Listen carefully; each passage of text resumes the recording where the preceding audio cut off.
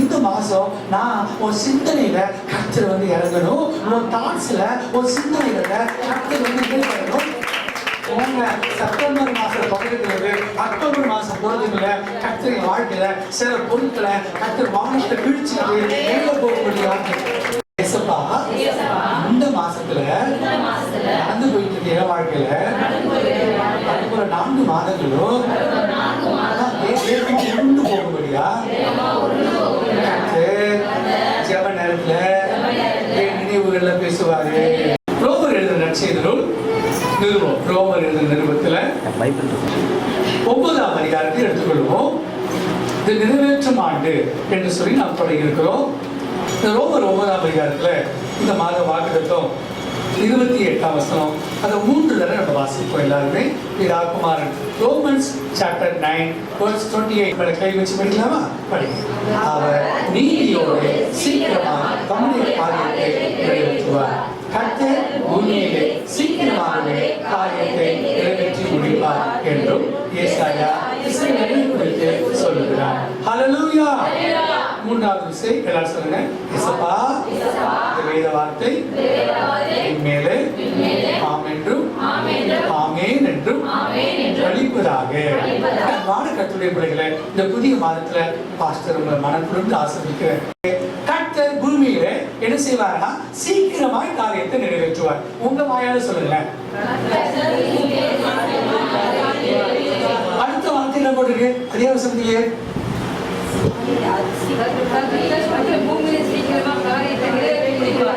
சீக்கிரமாகவே. எப்பவுமேப்பா ஒரு குறிப்பிட்ட கருத்தை ஒரு வசனத்திலயோ அடுத்த வசனத்திலயோ வந்தாலே ஒரு ஆசீர்வாதம். ஆனா இந்த மாசம் கர்த்தர் அவர் மேலேயே ஆணையிட்டுக் கொள்கிறார். யார் மேலே ஆணையிட்டுக் கொள்கிறார்? எபிரேயர்ல போட்டிருக்கோம், தமக்கு மேல் பெரியவர்கள் யாரும் இல்லாததுனால கர்த்தர் சில வாக்குத்தத்தங்களை அவர் மேலேயே ஆணையிட்டுக் கொள்வார். அல்லேலூயா. அதே மாதிரி கர்த்தர் இந்த வாக்குத்தத்த வார்த்தையை அவர் மேலேயே ஆணையிட்டுக் கொள்கிறார். 2 விஷயம் தேவன் சொல்கிறார். இயேசு கிறிஸ்து பிரசங்கம் பண்ணும்போது சொன்னாலே அது படிக்கும். சில வசனங்களை உங்களுக்கு தெரிஞ்சுக்கிறபடி அவர் சொல்லுவாரு, மெய்யாகவே நான் உங்களுக்கு சொல்லுகிறேன். அல்லேலூயா.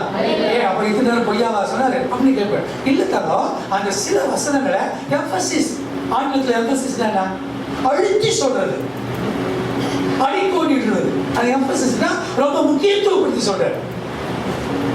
சில விஷயங்களை இயேசு பிரசங்கம் பண்றப்ப சொல்லுவாரு. சொல்லிட்டு அப்புறம் எடுத்து ஒரு தடவை மெய்யாகவே சொன்னாரா, இப்ப சொல்லுவாரு எடுத்து சொல்லுவாரு. சொல்லுங்க பாருங்க.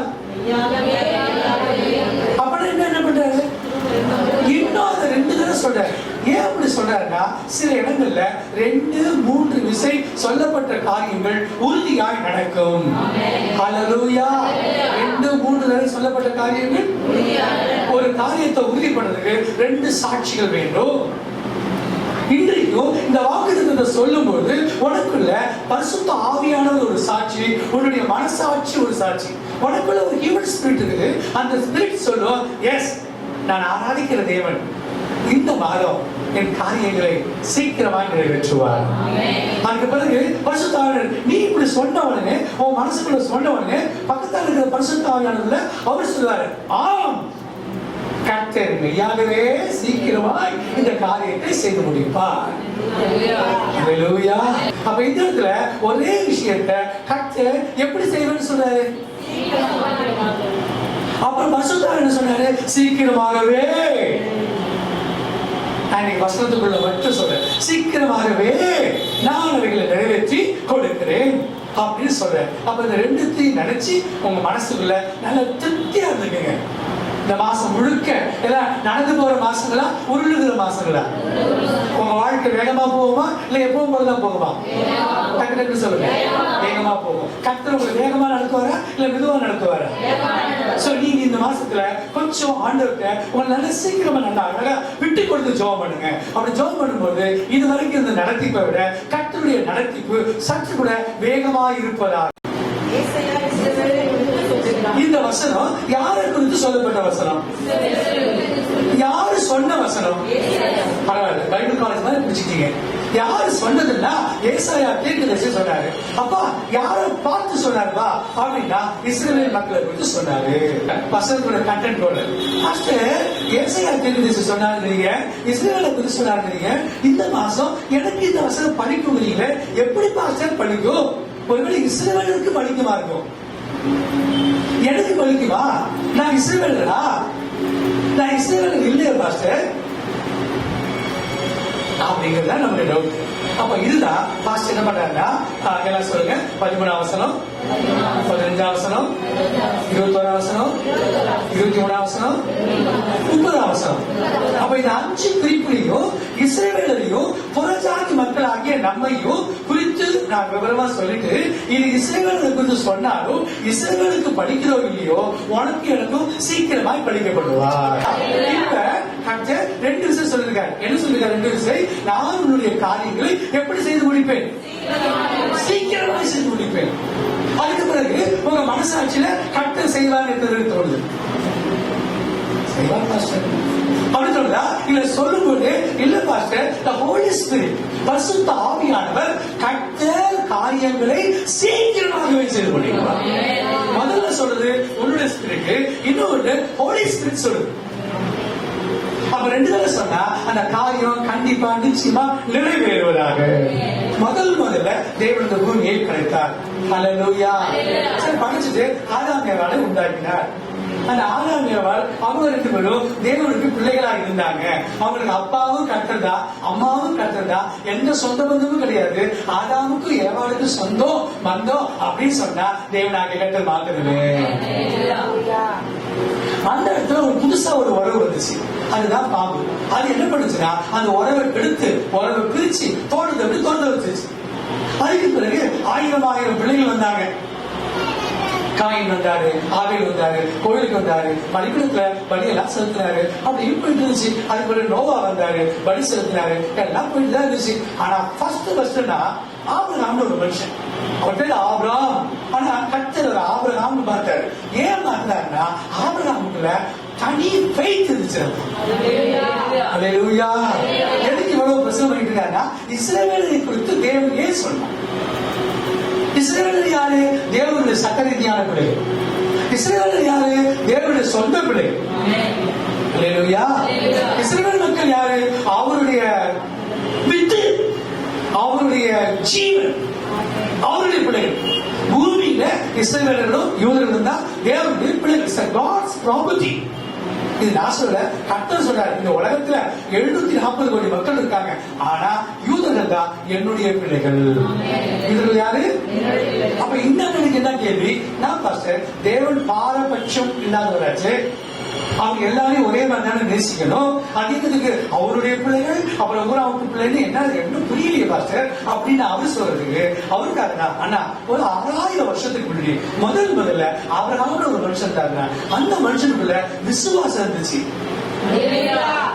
அந்த ஆபிரகாம் ஒரு புள்ள இருந்தாரு, அவர் பேரு ஈசாக்கு. அந்த ஈசாக்கு ஒரு நல்ல ஒரு விஷயம் இருந்துச்சு. அது தெரியுமா? தேவனை பயபக்திக்குரியவராய் பார்த்து பலிபீடத்தில் படுத்த மனுஷன் ஈசாக்கு. பலிபீடம்னா என்னன்னே புரியல ஜனங்களுக்கு. Total surrender.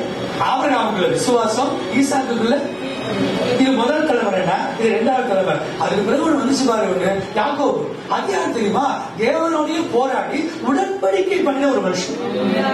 நீர் என்னை ஆசீர்வதித்தார். இந்த அல்லா கதை எனக்கு வேண்டாம், எனக்கு இப்ப ஆசீர்வாதம் வேணும். அது உங்ககிட்ட தான் வேணும். தேவனே யாருக்கு தான் வேணும்? உங்ககிட்ட தான் வேணும். No compromise. பொழுது விடியுது, உனக்கு 1000 பொழுது விடியும், எனக்கு வாழ்க்கையில ஒரு பொழுது விடியும். எனக்கு ஒரு பதில் சொல்லிட்டு போகும். அப்ப ஆபிரகாம் விசுவாசத்தின் தகப்பன், ஈசாக்கு பலிபீடத்தில் படுத்த தேவ மனுஷன், இல்ல பயபக்திக்குரிய ஒரு மனுஷன். அவருக்கு தான் அவன் சொல்ல முடியாது, ஈசாக்கு தான் பயமும் இருந்துச்சு. அவன் கழுத்து வெட்ட பாரு. ஆனா ஈசாக்கு என்ன பண்றாருன்னா, தேவனே நான் உங்களுடைய பயத்துக்கும் பக்திக்கும் உரியவர் என்று சொல்லி அப்படியே பலிபீடத்தில் படுத்ததை நம்ம பார்க்கிறோம். அப்ப இந்த விசுவாசம், இந்த பயபக்தி, தேவனோடு பண்ணுகிற உடன்படிக்கை 10-11 ஏசுதாங்கன்னு ஒண்ணு. அப்படியெல்லாம் யாக்கோபு கும்பிட விரும்பல. எனக்கு தெய்வம்னா அது நீ மட்டும்தான். என்னை ஆசீர்வதிச்சா நீ மட்டும் தான் ஆசீர்வதிப்பான். முதல்ல எங்க அப்பா ஆசீர்வதிப்பான்னு ஒண்ணு, அந்த மனுஷன் ஆசீர்வாதத்தை ஏமாந்துட்டேன். மாமனார் ஆசீர்வதிப்பான்னு ஒண்ணு, அங்கேயும் சரியா ஆசீர்வாதம் வரல. எப்பா சாமி எனக்கு அப்பாட்டி ஆசீர்வாதம் வேண்டாம், எந்த ஆடு வேண்டாம், மாடு வேண்டாம், பொண்டாட்டி வேண்டாம், புலகுட்டி வேண்டாம், எனக்கு நீதாவே எப்போக்கு ஆற்றல் வரையில உக்காந்து போதும். எல்லாருக்கும் வேற வேற மாதிரி பார்க்கிறாரு. ஆனா யாக்கோபுக்கு மட்டும் அப்பவே மாற்றி இனிமே நான் உன்னை இஸ்ரவேல் என்று சொல்லி ஆசீர்வதிக்கிறேன், நீ என்னுடைய சொந்த பிள்ளை.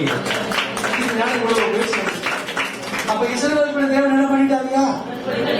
சத்தியம் பண்ணிட்டாரு. என்ன சத்தியம் பண்ணிட்டாரு? யாக்கோபு இனிமே யாக்கோபு சொல்லக்கூடாது, இஸ்ரவேலே இனிமே நீயும் உன் சந்ததிகள் 6000 வருஷம் ஆகட்டும், 60,000 வருஷம் ஆகட்டும், உன் சந்ததிகள்லாம் என் சொந்த பிள்ளை தம்பி. தேவன் நல்லவர். That's so wonderful. Hallelujah. சொந்த பிள்ளைங்கிறதுக்கு இந்த விளக்கங்கள் புரிஞ்சாதான் சொந்த பிள்ளை. இப்படி சொல்ல மாட்டேன், அவர் பார்ஷியாலிட்டி பாக்குறாரு. Hallelujah. நீ எந்த இப்ப நம்ம எல்லாரும் புறஜாதி மீன்ஸ் நம்ம அப்பா ஆபிரகாம் கிடையாது, ஈசாக்கு நமக்கு சொந்தக்காரங்களும் கிடையாது. வேணா தாத்தா கிட்ட ஈசாக்கு இருந்துக்கலாம், பேர் என்ன வச்சிருந்துக்கலாம் தவிர நம்ம ஈசாக்கு கிடையாது, நம்ம இஸ்ரவேல் இது கிடையாது. அப்படின்னு சொல்லுங்க. இதுதான் விஷயம். இப்ப என்ன அப்படின்னா இந்த மாசம் இந்த கர்த்தர் அவருக்கு ஒரு மனப்போராட்டம். என்னையா அவருக்கு என்னையா மனப்போராட்டம்? இந்த பக்கம் சொந்த பிள்ளை, இந்த பக்கம் தத்து பிள்ளை. தத்து பிள்ளை யாரு? சொல்லு, யாரு தத்து பிள்ளை? நம்ம தத்து பிள்ளை. நம்மள யாருப்பா? புறஜாதினா ஜாதி இல்ல, ஜெயில்ஸ் சொல்லுவாங்க. அதாவது ஆபிரகாம், ஈசாக்கு, யாக்கோபு அந்த பிள்ளைகள் இஸ்ரவேல் மக்கள் மட்டும்தான் தேவனுடைய சொந்த பிள்ளைகள். அதுக்கு பிறகு பூமியில் இருக்கிற யாரும் இல்ல, சொந்த பிள்ளைகள் இல்ல. இப்பதான் கதையோட கிளைமாக்ஸ் வருது. என்ன வருது அப்படின்னா, இப்ப இஸ்ரவேல் ஆஸ்வதிக்குமா இல்ல புறஜாதி மக்களை ஆஸ்வதிக்குமா? இந்த புறஜாதிங்கிற வார்த்தையை பார்த்து எடுத்துட்டு ஒன்றிய புரியும் புரியாது புரியும். அப்ப அந்த வேலை நான் யூஸ் பண்ணல, ஜெயின்ஸ் வார்த்தை போடாம இப்ப இஸ்ரவேல் நீங்க நிக்கிறா, சந்திரசேகர் இருக்க, இப்ப ஏசுநாதர் இருக்கு, இவருக்கு சீக்கிரமா செய்யணுமா? இப்படி சொன்னா உனக்கு புரியும். உங்க வீட்டுல ஒரு ஆம்பளை பிள்ளை பொம்பளை பிள்ளை அந்த பார்க்க போற வேண்டாம். சரி, ஒரு மூத்த பிள்ளை ஒண்ணு இருக்குது, அடியில சொல்ல பாருங்க. இந்த பக்கத்துல ஒரு பிள்ளை தத்து எடுத்து வளர்க்குறீங்க, அடியில சொல்ல பாருங்க. சரி, வயிற்றுல பெற்ற பிள்ளையும் இருக்குது, அப்புறம் தத்தெடுத்த பிள்ளையும் இருக்குது. சரி, இப்ப 2 பிள்ளைங்க 2 ஸ்கூலுக்கு போகுது. அப்ப இது டைம் ஆச்சுங்குது. இது இப்ப இந்த மாதிரி நேரங்கள்ல தத்து பிள்ளைக்கும் இந்த பிள்ளைக்கும் ஏதாவது பிரச்சனை வந்துருமோன்னு நீ பயப்படுவியா? பயப்பட மாட்டியா? சரி, இப்ப என்ன செய்தி தெரியுமா? தான் பிள்ளைய ஆசிர்வதிக்கிறதுக்குள்ள தத்து பிள்ளைய முதல்ல ஆசிர்வதிச்சு முடிச்சிருக்குமா? இது இஸ்ரவேலுக்கு சொன்னாரு. ஆனா இஸ்ரவேலை முதல்ல ஆசீர்வதிக்கணுமா, நம்மள ஆசீர்வதிக்கணுமா? வாய்ப்பு சொல்லுங்க. ஏன் பெத்த பிள்ளை மேல பாசம் அதிகமா, வளர்த்த பிள்ளை மேல பாசம் அதிகமா? சொல்லு. அப்ப இதுதான் செய்தி. இன்னைக்கு செய்தி என்ன? இஸ்ரவேலர் ஆபிரகாம், ஈசாக்கு, யாக்கோபு என்னதான் இருந்தாலும் ஓன் தலைமுறையில, ஓன் சந்ததியில, ஓன் சொந்தக்கார மேல, ஓன் ரத்த பிறப்பு மேல நீ வைக்கிற பாசங்களை விட தேவன் கொடுக்கிற சில உறவுகள் உண்டு. இயேசுநாதர் தான் எனக்கு அப்பா. ஏன்னா எங்க அப்பா எனக்கு சாபத்தையும் பாவத்தையும் தான் வாங்கி தள்ள கட்டிட்டு போனாரு. ஆனா நீ இயேசுநாதரே, நீ சிலுவையில மாண்டு ரத்தத்தை சிந்தி எல்லா சாபங்களையும் எனக்கு முடித்து நான் ஒரு வளர்ப்பு பிள்ளையா இருந்தாலும் நல்ல வழியில சொல்லுவதா? நீ வளர்ப்பு பிள்ளையா இருந்தாலும் என்ன சொல்றா மாஸ்டர், இது இஸ்ரவேலை குறித்து சொல்லப்பட்டிருக்குது அப்படின்னா, ஆனா நம்ம தெய்வம் விக்கிரக தெய்வம் இல்ல, நம்ம தெய்வம் நிஜ தெய்வம். ஹல்லேலூயா. இயேசுநாதர் ஒரு பெரிய பிரச்சனை இருக்குது. என்ன பிரச்சனைனா, அவர் அன்பு வச்சுட்டாருன்னா கடைசி வரைக்கும் அன்பு வைப்பார். நான் சொன்ன வாக்கியத்தை சொல்லுங்க.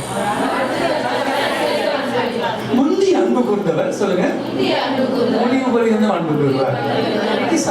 இதுதான் நம்மளுடைய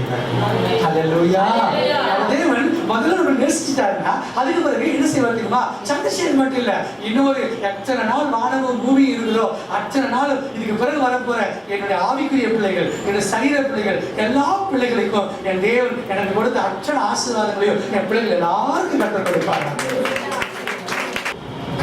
இந்த மாசத்துல கர்த்தர் எப்படிப்பட்ட ஒரு பாத்திரமா மாத்துவார்னா, எப்படிப்பட்ட ஒரு பாத்திரமா மாத்துவார் சொல்லுங்க. சரீர கணவன்ல ஒரு வெயிட், இவரை ஹானரபிள் வெசல். அதுல ராஜா கணம் பண்ண விரும்புகிற மனுஷனுக்கு என்னெல்லாம் செய்யப்படும்? தேவன் ஒரு மனுஷனை கனம் பண்ணா 3 ஆசீர்வாதம். என்னை கனம் பண்றவன் எங்க இருக்கானோ அவன் கூட நான் இருப்பேன்டா. நான் இருப்பேன்டா இல்ல நான் இருப்பேன்னு சொன்னாரு கர்த்தர். நீ கர்த்தரை கனம் பண்ணல, உடனே வந்துட்டல, நீ கர்த்தரை கனம் பண்ணிட்டல. இந்த மாசம் முழுக்க 30 நாள் இருக்கும்னு நினைக்கிறேன். 30 நாளும் நீ எங்க இருந்தாலும் என் ஆண்டவராகிய கர்த்தர் உன் அருகாமையில் இருந்து உன்னை கனப்படுத்துவார். I bless you. நீ எங்க வேணாலும் இரு, நீ இருக்கிற இடத்துல கர்த்தர் உன்னை கனப்படுத்துவார்.